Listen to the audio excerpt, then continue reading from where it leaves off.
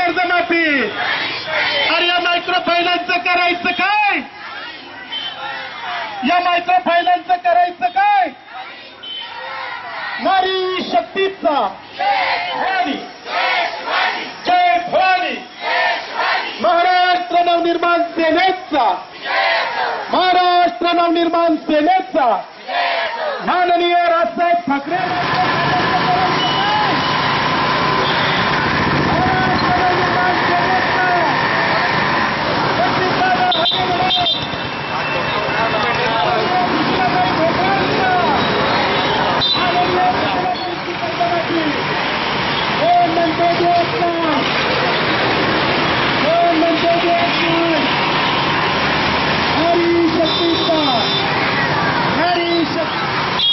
महाराष्ट्र नवनिर्माण सेनेचा माननीय राजसाहेब ठाकरेंचा, माननीय रीताताई गुप्तांचा,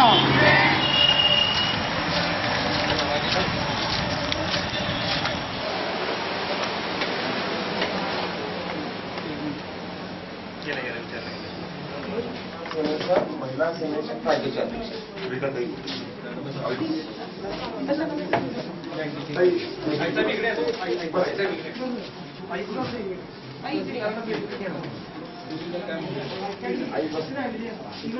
जिल्हाध्यक्ष थोडं सगळ्यांनी मोबाईल सायलेंट बसा.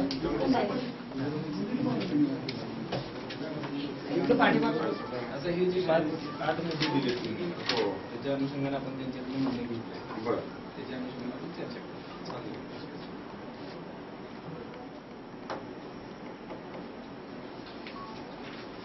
नॅशनलाइज बँकेने एवढी असर्टन अमाऊंट द्यायची आहे. एक विटास आहे का हां, संगीता शिंदे त्यांनी 32,000 भेटले असं आहे जर त्यांना बसू द्या.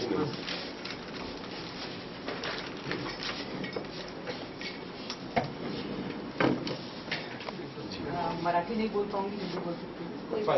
मैं आरजे अपॉइंटेड सरस्वती की ऑर्गेनाइजेशन है. पहली देश की ऐसी संस्था है जो बैंक द्वारा आयोजित, क्योंकि माइक्रो फाइनेंस बहुत बड़ी तादाद में देखते हैं, मतलब 36 लाख लोगों के पूरे देश में. तो इनके कार्यकाल को जमीन पे देखने का जिम्मेदारी हमारी. नमस्कार, माझं नाव सुयोग प्रधान आहे.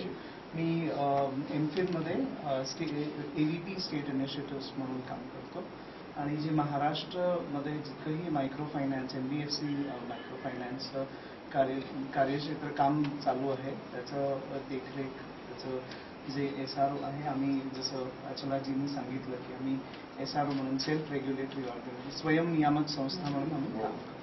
ट्राय वगैरे असतं ना आपल्या टेलिफोन मध्ये तशा पद्धतीचं आहे. जिल्ह्यात बहुत जरूरी और आप एक बहुत इम्पोर्टेंट मुद्दे को रिप्रेजेंट भी कर रहे हैं. इसका मोटा मोटा बात यह है कि बहुत सालों से सिडनी बना, नाबार्ड बना, हर बैंक के पास में 10% जो है वो गरीबों को देना होता है पैसा, जिसको बोलते हैं प्रायोरिटी सेक्टर लेंडिंग.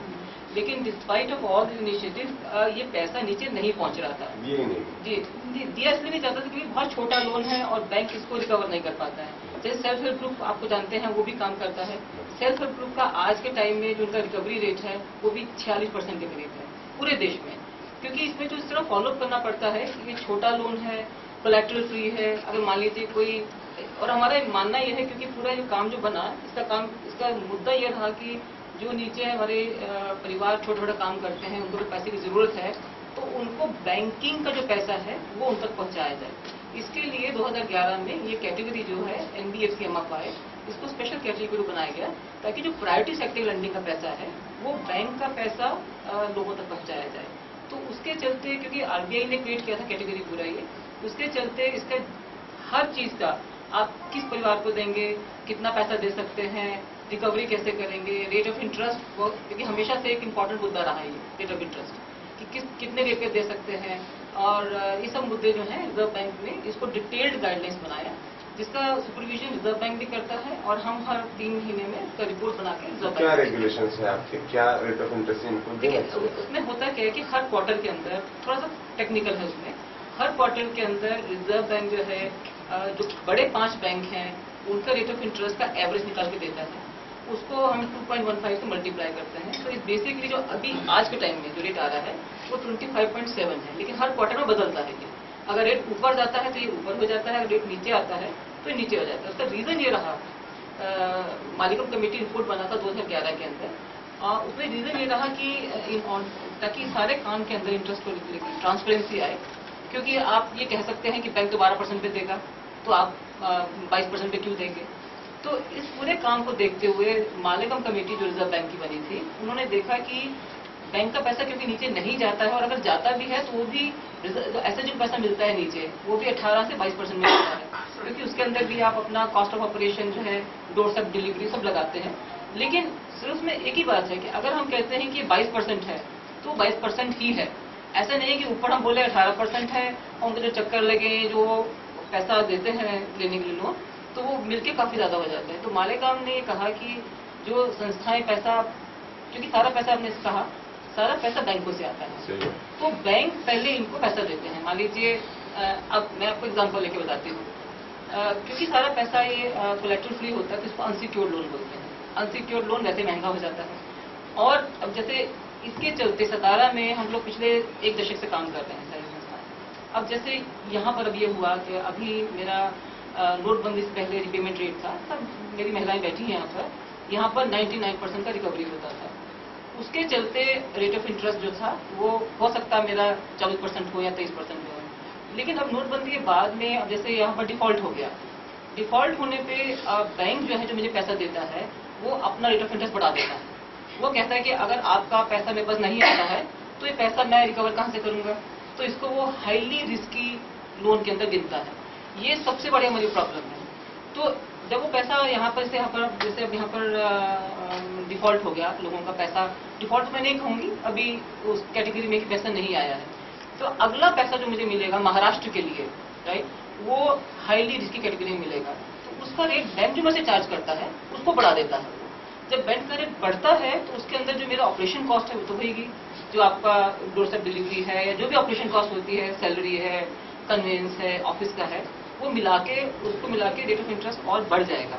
क्योंकि ये सारा जो लोन है ये अनसिक्योर्ड लोन माना जाता है, इसके चलते हालांकि बैंक सारा पैसा मुझे प्राइवेट सेक्टर में देते हैं, सारा पैसा, और ये सारा जो लोन जैसे अभी सतारा में हमने लगभग 96,000 क्लाइंट्स को पैसा दिया हुआ है 100 करोड़ के करीब।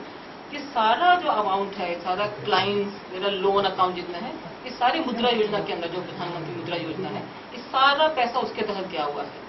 अब ये पैसा उसके तहत गया है और बैंक इज आंसरेबल टू मुद्रा से ये सारा पैसा जितना है 96,000 मेरे अकाउंट से। मुद्रामध्ये 3 विंग आहे, एक डायरेक्ट बैंक टू कस्टमर एक विंग आहे, एक मुद्रा बैंक म्हणून आहे की ज्याच्या थ्रू त्यांनी एमपीएल ला फायनान्स करतात। और ये वाला जो ये वाला पार्ट आहे बचत गटांच्या माध्यमातून नाही त्याच्यात अडचण असली तुम्ही त्याच्यावर ठेवायला पाहिजे। अच्छा, मग हे ते माध्यम आहेत मध्ये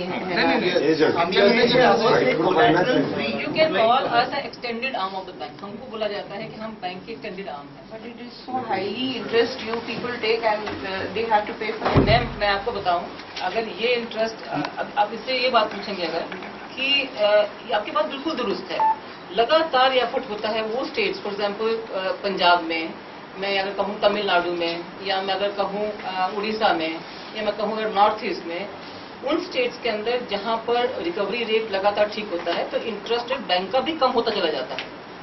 अगर मुझे आरबीआई ने कहा कि आप 25.7 ले सकते हैं, तो ये जरूरी नहीं कि हर संस्था वो लेती है, इसकी ट्रांसपेरेंसी होती है। अगर मुझे बैंक ने 10% पे लोन दिया तो मुझे 20% पे देना ही देना है। अगर मुझे बैंक ने 8% पे लोन दिया, मान लीजिए मैं बहुत बड़ा संस्था हूँ और मुझे 8% में लोन मिल गया और मेरा रिकवरी रेट मेरे क्लाइंट ने मुझे अच्छे से वापस कर दिया, तो मेरे को मैं 18% में भी दे सकती हूँ। तो इस ऑल लिंक विद कि मेरे क्लाइंट मुझे कितना अच्छा से पैसा देते हैं। त्यांचं थोडक्यात म्हणणं असं आहे की सारा पैसा मुद्रा के अंदर है, और ये मुद्रा के अंदर मतलब अगर ये मुद्रा जो मैं कहती हूँ मुद्रा के अंदर, तो मैं ओनली एक्सटेंडेड आर्म हूँ। बैंक कहता है कि मेरे पास इतना समय नहीं है कि मैं 15,000 का लोन दूं और फिर 15,000 का लोन लूं, नहीं देता बैंक। ये हमारा जो विरोध है इस पॉलिसी का दूसरा मुद्दा, ये सतारा का सिर्फ विषय नहीं है, इट्स फॉर महाराष्ट्र। हम बात करेंगे तो महाराष्ट्र की और ये उसका पूरा इसका हम विरोध करते हैं। और आपके लोग यहाँ पे बहुत गलत तरीके से पेपर बना के लोन्स देते हैं। उसका आपको एक एग्जाम्पल दिखाता हूँ। इनको इनको 2-4 मुद्दे हैं जी मोटा मोटा। जी एक तो इनका कहना है कि रेट ऑफ इंटरेस्ट ज़्यादा है, ये कम करना चाहिए। दूसरा ये नोटबंदी और ये जो सब बीच में हुआ, इसके लिए हमारी महिलाएं पैसा नहीं दे सकती, तो इसको माफ करो। दूसरा उनका कहना है कि कुछ लोग कुछ गलत धारणाएं बनी है या कुछ लोगों ने गलत काम भी किया है। किया है, उनका कहना हमारे पास प्रूफ है है, उसका। समझो जी ये अगर बैंक ऑफ महाराष्ट्र से आते हैं तो इन्होंने क्या किया कि बैंक ऑफ महाराष्ट्र से 10 लाख रुपए लिए नीचे देने के और खुद के 5 लाख रुपए डाले। एक तो ऐसा ऑब्जेक्शन। दूसरा एक ऑब्जेक्शन ऐसा है कि जो बंदे नीचे रिकवरी के लिए जाते हैं वो ठीक से बिहेव नहीं करते, मतलब महिलाएं रहती है तो उनके साथ ठीक से बिहेव नहीं करते। तो ये 3 चीजों पे इनका ज्यादा फोकस है, तो इसके बारे में मैं एक एक करके ले लेती हूँ। हाँ, एक एक करके पॉइंट मैं डिपेंड नहीं कर रही हूँ। मेरा काम यहाँ पर यह है कि ये संस्थाएं जिनके खिलाफ आपका ऑब्जेक्शंस हैं उनकी बात भी सुना जाए। लेकिन आज तक जो पॉलिसी एडवांसमेंट हुआ है पिछले 5-6 साल का, और खासकर मोदी जी के आने के बाद में लोगों के अकाउंट नहीं थे, राइट, अकाउंट खोले गए।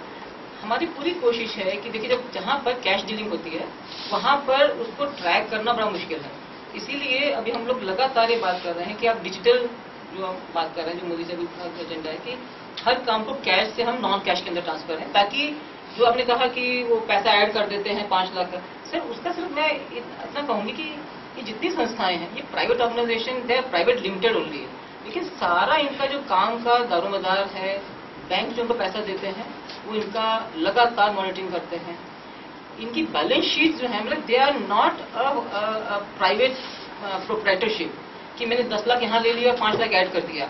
दे are companies which are supervised by Reserve Bank of India. और आप अगर जानते हैं रिजर्व बैंक का जो सुपरविजन है वो इतना स्ट्रांग होता है कि वो जान निकाल देता है, इनकी जान निकली रहती है। 6-6 महीने में सुपरविजन होता है इनका। हमारी तरफ से भी हर 3 महीने के अंदर ऑपरेशंस के ऊपर होता है। उसी के चलते मैंने सबको भी दिया है, शायद महिलाओं की बात में भी होगा, क्लाइंट ग्रीवेंस रिड्रेसल मैकेनिज्म है जो पिछले 2 साल में बहुत स्ट्रांग किया हमने। उसका कारण यही है क्योंकि दूर दराज में महिलाएं बैठी हैं हमारी। अब मेरा एम्प्लॉई जाता है एक गांव में जहां पर 100 परिवार है, मेरा एक एम्प्लॉई जाता है मान लीजिए इनकी तरफ से, तो ये कहना बड़ा कठिन है कि एक एम्प्लॉई मिसबिहेव कर सकता है, लेकिन हो सकता है।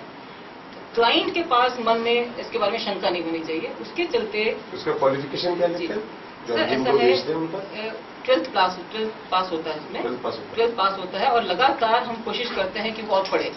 ये हमारा हर संस्था को, क्योंकि हम चाहते हैं ट्रेनिंग देते हैं उनको कैसे बात करनी चाहिए फीमेल्स के साथ, और टाइम क्या कब से कब तक जाना है घर में। देखिए ऐसा है कि अगर कोई बेवजह बे टाइम गया है, सब क्लाइंट के पास में टेलीफोन नंबर है, सब क्लाइंट के पास में हमारा 24 आवर हमारा टोल फ्री नंबर चलता है, टोल फ्री नंबर है, हर संस्था का टोल फ्री नंबर है। मेरा लगातार इनके टोल फ्री नंबर के ऊपर जो क्या बातचीत होती है मेरे पास पूरा अनअडल्टरेटेड वर्जन आता है पूरा, क्योंकि वो ऐसा सिस्टम है कि उसके अंदर लोग छेड़छाड़ नहीं कर सकते हैं। इनकी क्लाइंट ने इनको क्या कंप्लेंट किया, इनका 24 घंटे के अंदर उसका रिजॉल्व हुआ कि नहीं हुआ। मेरे पास में 1 दर्जन लोग हैं अलग लोकेशन में बैठे हुए, जो इनका जो क्लाइंट ग्रीवेंस रिड्रेसल मैकेनिज्म है उसका पूरा रिकॉर्डेड वर्जन मेरे पास में आता है। सो अगर कोई आदमी गैर टाइम में जाता है, बदतमीजी करता है, हमारा नंबर है, इनका नंबर है, RBI का नंबर है, सबकी लोन बुक के ऊपर लिखा हुआ है, तो आप उनको इनकरेज कीजिए, क्योंकि हमारा आपका तो हम इनकरेज कर रहे हैं। और हमारा आपका सर हमारा आपका पर्पस क्या है कि इनकी वेलबींग। सही बात जी, इनकी वेलबींग को अगर ये आज काम कर रहे हैं, पिछले कितनी सरकारों ने कोशिश किया कि बैंक का पैसा पहुंचे, लेकिन उनका सबसे वीकनेस ये रहा कि वो इन ऑर्गेनाइजेशंस का एक रेगुलेटेड वर्जन नहीं ला पाए सामने, जो मोदी जी लेकर आए। उन्होंने सारे संस्थाओं का एक रेगुलेशन किया, उनका डिटेल्ड अकाउंट दिया कि आप किस तरह से काम करेंगे, उसके ऊपर एक ग्रीवेंस रिड्रेसल। मेरी पूरा अकाउंट हर 3 महीने में मोदी जी PMO में जाता है पूरा, कि मैंने कितना पैसा दिया, कितने अकाउंट डिफॉल्ट में है, और अभी जो काफी दिक्कत चल रहा है क्योंकि काफी दिक्कत हुआ है। आपका पर्पज है वो सेटिस्फाई नहीं हो रहा है नीचे। देखिए एक्सटेंडेड विंग है बैंक की, लेकिन वो अगर किसी गरीब की गर्दन दबाएंगे तो हम लोग छोड़ेंगे नहीं। सर देखिए ऐसा है, मैं आपसे रिक्वेस्ट है फिर कि बिल्कुल नहीं छोड़ना चाहिए, बिल्कुल नहीं छोड़ना चाहिए। पुलिस बैठा है, ये भी बैठे हैं, आप नेता लोग हैं। 1,500 के एप्लीकेशन दिए इनके पास, आपके पास पूछो। तो पुलिस के पास अलग से दिए हैं, तहसीलदार के पास अलग, हेड अभी डिस्ट्रिक्ट के, इनके पास 1,500, तो नीचे कितने दिए होंगे? तो मेरा कितने कार्रवाई हुए, कितने ऊपर गुने दाखिल हुए? तो मेरा आपसे रिक्वेस्ट है, एक मेरी बहन बहन जी। संगीता काटे ये हाथकरंगले की रंगोली गांव, शी हैज कमिटेड सुसाइड। ये आपके माइक्रो फाइनेंस के, इसलिए मैं बोला कि आप ट्रेनिंग देते हो उनको कैसे पैसा वसूल करना है, देखिए कैसे। सर नीचे 86 की बात सुनिए। सही बात है। अगर अच्छे लोग हैं, जितना लेकिन मैं कह रही हूँ कि आप नहीं संभाला कंप्लेंट जाता है तो ऐसे लोगों को मत रखो, उतना एरिया लेकिन मत लोग डिस्ट्रीब्यूट। लेकिन सर अगर हमारे मैं वही बता रही हूँ बहुत आपको, गंदे तरीके से, बहुत ही गंदे तरीके से उन्होंने बर्ताव किया है लोगों से। लोगों का रोज खाली इस पर है, ये जो वर्किंग आवर है उसमें वो नहीं जाते, रात में जाते हैं। अभी उनका कहना, कोई बैंक करस्पॉन्डेंट से बात किया तो उनका कहना था कि शायद के लोग संध्याकाळीच येतात, मतलब काम से शाम को वापस आते आते हैं। तो मैं बोला जो सुबह जाते हैं तो सुबह 7 बजे जाओ। They are not suppose to go in the evenings, they are not suppose हाँ, टू। तो फिर अगर जो भी 10, साढ़े 10, 11 बजे तक वो अरेस्ट करते, पैसा दो, जाएंगे नहीं। सर मैं ये this is not the way। जो बहन के पास गया है उन पास टेलीफोन नंबर, सबके पास सेल नंबर है आजकल। जो एक बार जो कंप्लेंट गांव कर- में खेतों में काम, जिसका खुद का खेत नहीं दूसरे के खेत में काम करने जाएगी, वो औरत को उसको नंबर आएगा, उसको फोन करने आएगा, उसको बात करने आएगा। सर ऐसा नहीं है, सर, नहीं होता है। फोन तो चाहिए। त्यांनी काय केलं आता बाहर जाके पूरा- 5 मिनट मैं देखा, देखेंगे। मैं देखा आते हुए, मैंने देखा। और मैं वो मुझे पिछले इंसिस्ट कर रहे थे, जी। They wanted to talk to you. मैं बोला अरे नहीं हो देखा, सकता है, नहीं, बात कर नहीं हो सकते। सकता है अभी जी। इतना। नहीं ठीक है, तो हम लोग आपकी बात रखेंगे वहाँ पे, आपका जो प्रॉब्लम है वो और रखेंगे, दूसरी बात मैं- पॉजिटिवली ट्राई करेंगे सोल्यूशन निकालने का। सर दूसरी बात है, मैं आपसे रिक्वेस्ट करना चाहती हूँ जी। कि ये पूरा जो कामकाज है, जी। I think it's very important to also understand कि कहाँ से काम निकला ये। हाँ। ये तो आज हमको दिख रहा है चीज। सही बात है। पूरा माइक्रो बांग्लादेश फाइनेंस से, का, मोदी बांग्लादेश से। नहीं, ये आपके देश का है। बांग्लादेश में जो था आइडिया तो उनका है ना सर, हमारा आइडिया है, बिल्कुल ओरिजिनल एकदम से। माराडा जो संस्था है, वहां जब काम हो रहा था तो अपने देश में एसएचजी पे काम हो रहा था, वो बांग्लादेश में बैंक बना था, मॅडम इसमें एसएचजी नहीं। ठीक आहे. आता माझं काय म्हणणं आहे, हम 3 मुद्दों पे बात करेंगे। जी। एक तो यहाँ पे कोई ऐसी सिस्टम हम बना सकते हैं क्या कि आपका कोई डिस्ट्रिक्ट का एक आदमी दिखाई और उनके जितने भी 8-9 फाइनेंस कंपनी है उनका एक रिप्रेजेंटेटिव लेना है, और जैसे ही कोई एप्लीकेशन आता है कि ये महिला को दिक्कत है, प्रॉब्लम हुई, ये जी। हुई, तो उसका एक 7 दिन के अंदर बना उसका देते पूरा हैं। ये करके Absolutely। उसको लिखित में, अगर जिसने लिखित में दिया है उसको लिखित में वापस मिलना चाहिए Absolutely। कि तुमने इस ऐसी ऐसी कंप्लेंट की थी, उसका हमने ऐसा ऐसा समाधान निकाला है और ये आपके लिए बिल्कुल कर देते हैं, ठीक है। बिल्कुल कर लेते हैं, कोई दिक्कत नहीं है इसमें। ठीक है, इसमें कोई दिक्कत, हमारा ऑलरेडी सिस्टम है। अगर कोई आम बंदा middle class, upper middle class, उसको हाउसिंग लोन लेना है तो उसको कितने में मिलता है? सर हम तो उनको नहीं देते। पण आता नहीं ते सही सध्या बात है, तो उसको बैंक कितने में देती है? बैंक देता है देखो 12% पे। थोड़ा 9%। और ये पॉलिसी को हम विरोध कर रहे हैं। ये मोदी जी की हुआ, उसके पहले की हुआ, हमको कुछ नहीं मिला। अभी आप कह रहे थे, क्या है? नहीं एक मिनट बता 9%। आपने कहा कि मोदी जी ने ये सब प्लान लाया महिलाओं के लिए वगैरह, महिलाओं को सक्षम करने के लिए, तो ये है कि 25% ये भरे और महिला सक्षम हुए। आप, मैं बिल्कुल आपके साथ में हाँ? एग्री करती हूँ। और तो ये उन्होंने ऐसा कहा था issue है जो इनके नहीं इनके 9% अकाउंट में पैसे 9% आएंगे, ये आएंगे, महिला सक्षम होंगे। वो तो पैसे लूट रहे हैं इनसे। आप मोदी जी के यहाँ कौन लूट रहे हैं? जो उन्होंने आयडियाज लाए हैं की महिलाओं को नाही, नाही, सक्षम कर idea- नाही एकच मिनिट मला बोलायचं आहे आणि खूप कौतुक केलंय त्याचं. 2011 पासून चालू नाही नाही पण मला एवढंच इथे सांगायचं है कि अगर आपको महिलाओं को सक्षम करना है तो ये 25% जब आपको इंटरेस्ट देते हैं, ये काम कैसे देखिए करेंगे? एक बात बताइए, मैं आपको एक मेरा सवाल है, अच्छा। एक सवाल है कि ये संस्थाएं जो काम कर रही हैं, जिसमें पूरा रिजर्व बैंक का भी दिमाग लगाया, गलत भी हो सकता है, नहीं बंद किया। मैं तो कहती हूँ जब संस्था सुनिए। काम करती है उन्होंने इतने लो बजट पे करना चाहिए कि इन महिलाओं को फायदा हो। आज ये गाँव गाँव से है। मैडम एक बात बताइए, देखिए एक मोदी चीज़ जी है। से कही है ना, उन्होंने महिलाओं के लिए बहुत देखिए, कुछ आपको सोचना है। एक बात समझनी पड़ेगी हाँ। कि मोदी जी एक आइडिया के साथ आए, ये पैसा बैंक से आता है। अपने देश के अंदर बैंकों के ऊपर, इंटरेस्ट के ऊपर डीरेगुलेशन है। So I think this a larger issue which is involve and we have to all understand कि नहीं, वो समझ- काम कैसे है ना, क्योंकि हमारा पैसा, ये आपका जो आप जमा करती हैं बैंक के अंदर, जो आपका डिपॉजिट है, ये तो वही पैसा उनको दिया जाता है। ये तो बैंक का पैसा है। तो ये। सही बात है। तो 9% से आम आदमियों को घर के लिए कर्जा मिलता है। आपके लोगों ने 23% से इधर दिया है। हर चीज के प्रूफ है। नहीं वो तो आरबीआई के दिया हुआ हाँ है, सही, RBI के दिया हुआ है। नहीं सही है। तो उस पॉलिसी को विरोध करते हैं। नाही ऐका, एक अन्नाचा कण घेतला नाही. हजारो लोकांना प्रश्नाची उत्तरं दिली, मीडियाला उत्तरं दिली. त्याबद्दल दादांच्या सर्वांनी जोरदार टाळ्या वाजून अभिनंदन करा. आम्ही नेहमी म्हणत आलोय, संधी संदीप दादा मोजर म्हणजे काय? स म्हणजे सतत सातत्याने लोकांची कामं करणारे, दी म्हणजे दीनदलितांचे गोरगरिबांचे कैवारी असणारे, प म्हणजे परावलंबी जीवाला स्वावलंबी करणारे, दा म्हणजे दानत वृत्ती अंगी असणारे, दा म्हणजे दातृत्वाची भावना अंगी ठेवून लोककल्याणकारी कामं करणारे, मो म्हणजे मोठ्या मनानं सर्वांना प्रेम देणारे आणि ध म्हणजे धऱ्याप्रमाणे अखंड वाहत समाज मन समृद्ध करणारे आणि र म्हणजे रणांगणात शेतकऱ्यांचं कष्टकऱ्यांचं माता भगिनींचं संरक्षण करून विजयाची पताका फडकवणारे असे संदीपदादा भोसले यांचा विजय असतो. मी दादांना विनंती करतो की दादा आपण या मोर्चाच्या संदर्भात आतमध्ये जी काही तुमची मिटिंग झाली त्याची माहिती आम्हा सर्वांना द्यावी. शिवप्रभूंच्या आशीर्वादाने आदरणीय माझे दैवत राजसाहेब ठाकरे यांनी तो माझ्यावर विश्वास ठेवला, जी ताकद आजपर्यंत दिली त्या ताकदीचं आणि या माझ्या जिल्ह्यातील ज्या इथपर्यंत आज उन्हातानामध्ये माझ्यासाठी आणि आपला स्वतःचा संसार वाचवण्यासाठी इथं ज्या आपण सर्व आलात त्या सर्वांचे आज मी इथं आभार मानतो. कारण मधल्या काही कालावधीमध्ये माझा आवाज येतोय ना तुमच्यापर्यंत?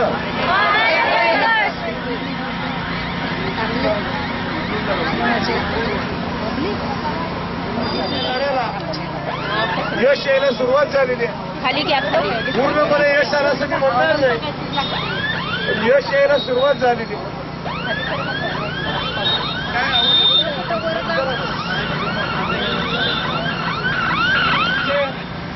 प्रतिनिधी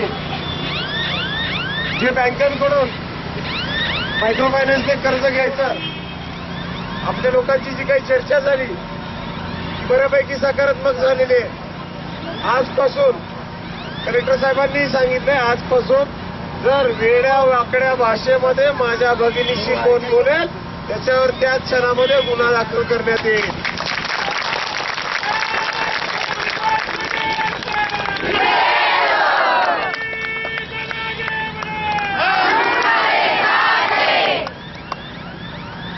पुढे वेड्या वाकड्या भाषेत कोण बोलणार नाही आणि अवेळी कोणी आपल्या घरामध्ये येणार नाही.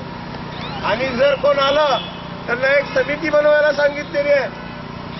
त्या समितीमध्ये आपल्या जेवढ्या तक्रारी आहेत तेवढ्या तक्रारी द्यायच्यात आणि आपण पैसे का भरू शकत नाही, की आपली परिस्थिती काय आहे, नोटाबंदीनंतर आपली काय अवस्था झाली, आपल्याला उत्पन्न किती आहे, आपल्या पतिराजांना उत्पन्न किती आहे, हे त्याच्यामध्ये आपण उल्लेख करायचा.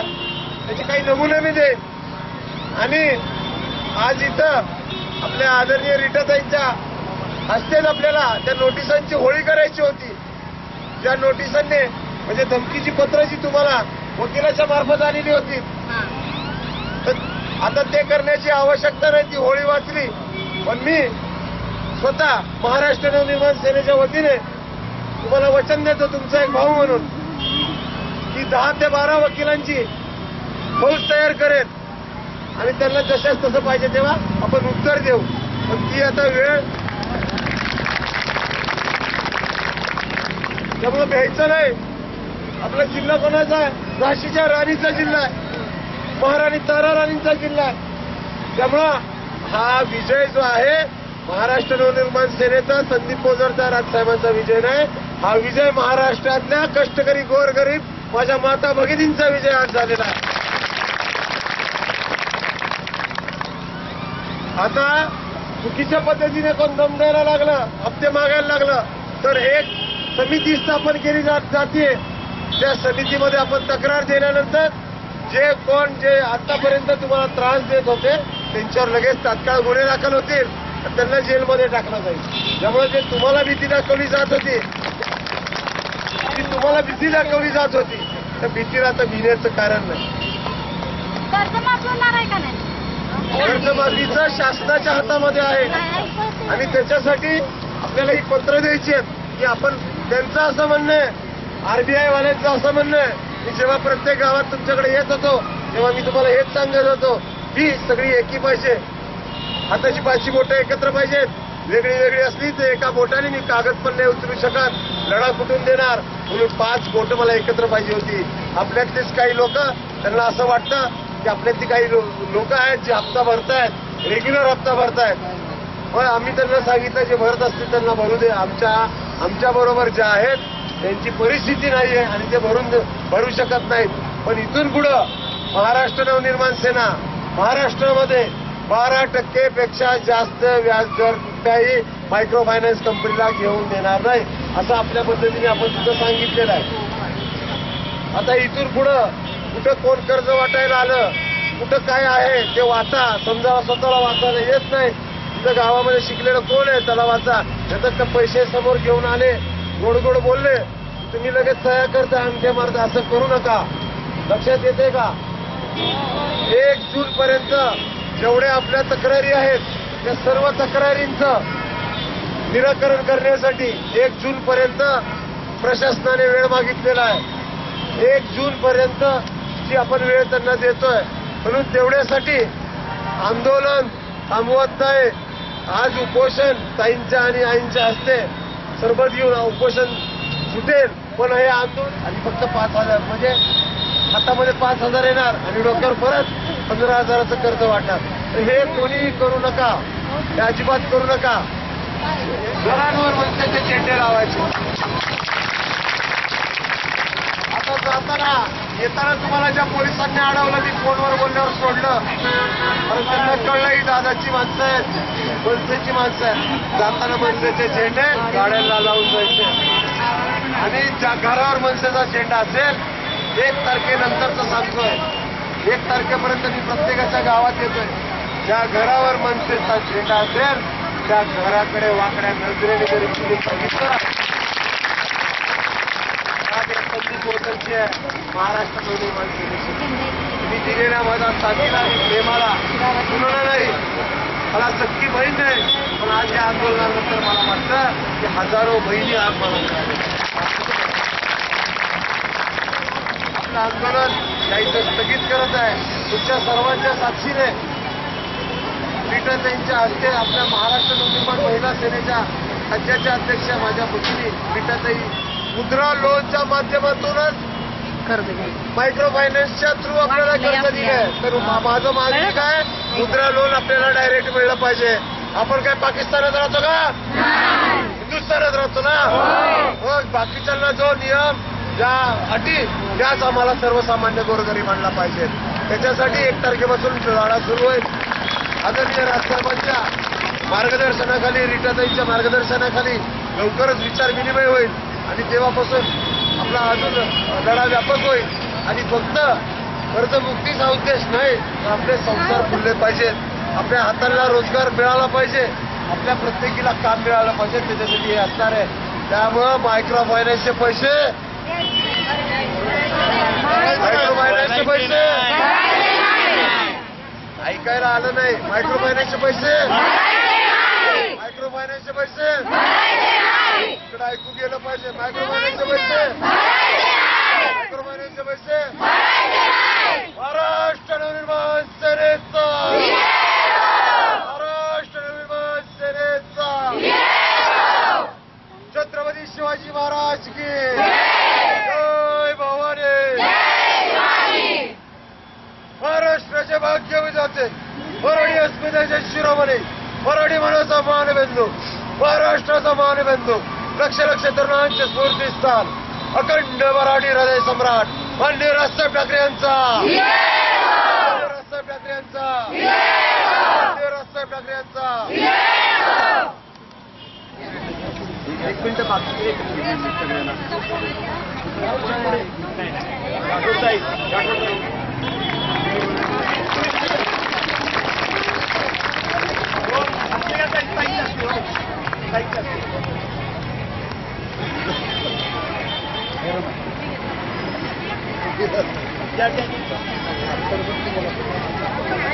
मनसेच्या महाराष्ट्र नवनिर्माण सेनेच्या या लढ्याला एक व्यापक स्वरूप आलं होतं. प्रत्येक कष्टकरी गोरगरीब माता भगिनी आमच्या बरोबर जोडल्या गेल्या होत्या आणि एकरूप झाल्या होत्या.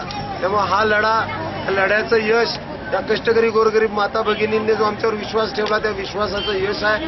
आणि इथून पुढच्याही काळामध्ये आता जे मायक्रो फायनान्सच्या माध्यमातून लोन दिली गेली होती त्याचा परतावा त्या लोनमधून आमच्या ज्या माता भगिनींनी जी कर्ज परतफेड केली 10 वर्षामध्ये ती आवाच्या सव्वा व्याजदराने झाली, 30% झाली. तर ते व्याजदर जास्त होतं, आमची लूट झाली, त्या लुटीची वापसी म्हणून सद्यस्थितीला आमची कर्ज माफ व्हावी असं आमची मागणी आहे. ती शासनाकडे पाठवण्यात आली आणि आरबीआयने मान्य केलंय की जे महिलांना कर्ज भरण्यास सक्षम नाहीयेत त्यांनी त्यांचे अर्ज द्यावे. ते आम्ही लवकरच आमचे काही प्रतिनिधी गावोगावी जाऊन ते अर्ज त्यांचे कलेक्ट करून जे आरबीआय सेंटर उघडत आहे हा मोठा विजय झालेला आहे की आजपर्यंत काही गरिबांच्या यातना आणि दुःख होते, महिलांचे दुःख होते, त्याच्याकडे जाणीवपूर्वक मायक्रो फायनान्स कंपन्या आरबीआय दुर्लक्ष करत होतं. त्यांच्याकडे लक्ष वेधलं गेलंय आणि आता त्यांच्या जे त्रास देतील त्यांच्यावर गुन्हे दाखल होतील आणि आमच्या गोरगरीब महिलांचे माता भगिनींचे जे घामाचे पैसे हे मायक्रो फायनान्स कंपन्यांच्या घशामध्ये जात होते ते आजपासून जाण्यापासून थांबतील आणि माझ्या माता भगिनींचे कष्टाचे पैसे त्यांना मिळतील. कारण नोटाबंदीनंतर जी शासनाने नोटाबंदी लादली त्याच्यानंतर ग्रामीण भागामध्ये आमच्या या पश्चिम महाराष्ट्रामध्ये किंवा महाराष्ट्रामध्ये ग्रामीण भागामध्ये अतिशय वाईट परिस्थिती आहे. खाण्यासाठी जे लोक खाण्यासाठी मोहताज आहेत त्यांच्याकडून जबरदस्तीने जे लूट केली जात होती ती लूट आता थांबवली गेली आहे. ते या आंदोलनाचं यश आहे आणि हे आंदोलन हा वनवा महाराष्ट्रभर पोहोचेल आणि 1 जून नंतर आमची पुढची भूमिका. त्यामुळे आज हे आंदोलन स्थगित केलेलं आहे. बहुतांश अटी आमच्या मान्य झालेल्या आहेत. त्यामुळं आज इथं महाराष्ट्रातील तमाम कष्टकरी माता भगिनींपर्यंत विनंती करतो की लवकरच महाराष्ट्र नवनिर्माण सेनेच्या माध्यमातून प्रत्येक ठिकाणी अशाच पद्धतीने लढा देऊन किंवा चर्चा करून अशाच पद्धतीने आरबीआयचे सेंटर्स जिथे मायक्रो फायनान्सच्या विरुद्ध आपण तक्रारी देऊ शकतो असे सेंटर्स उभे करण्यासाठी मनसे प्रामाणिक प्रयत्न करेल आणि लवकर होत नसतील तर अशा पद्धतीने आपण दणके देत राहू तुमच्या सर्वांच्या ताकदीने आणि तिथं आपली गाऱ्हाणी मांडली जातील. ज्यांना कर्ज भरता येत नाहीत ते लोक तिथं आपण तक्रारी दिल्यानंतर त्याच्यावर शासन विचार करेल. त्यावेळात काय करायचं मी ते त्यावेळेस सांगेन.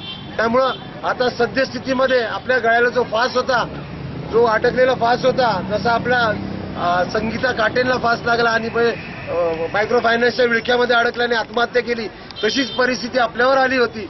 पण आज आपल्या सर्वांच्या एकीने महाराष्ट्र नवनिर्माण सेनेच्या मुळे आपण या सगळ्या फासातून मुक्त झालेलो आहे.